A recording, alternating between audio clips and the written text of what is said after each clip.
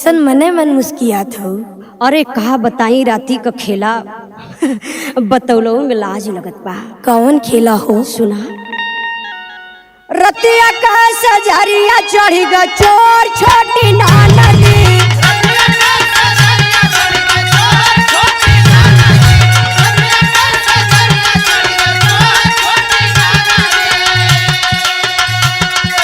पियावा जैसा डोलेला रे पियावा जैसा बोलेला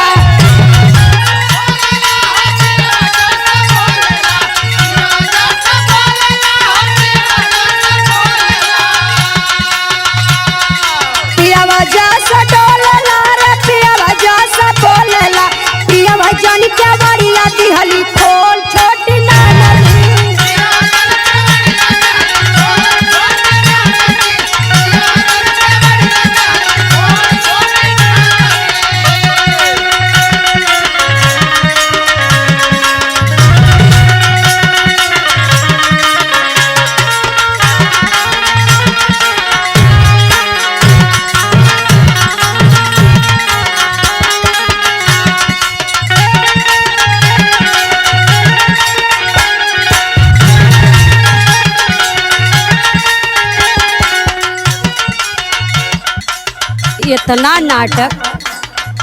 इतना नाटक की का बताई।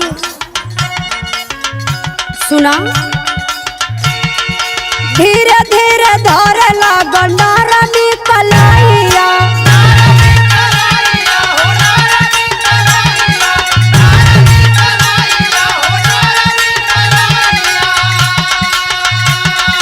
सेजिया से कूद गईली भुइया वैसा नाइया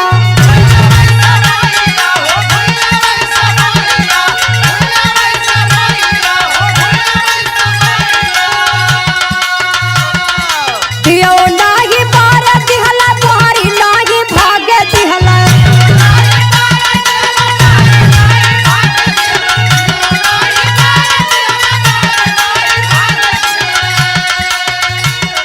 दियो नाही बार दिहला बार नाही भागे दिहला मुहवा दबली कइली नाही सोई छोटी नानी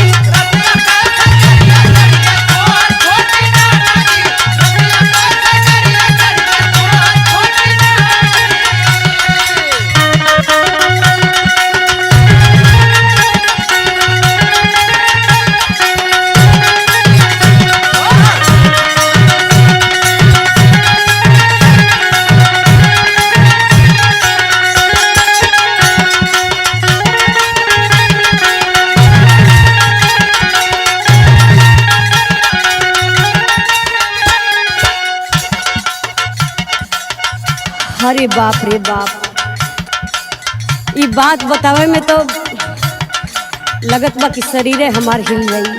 काहे हिल गई हो? सुना आगले में छुअलस ननदो बागले में छुअलस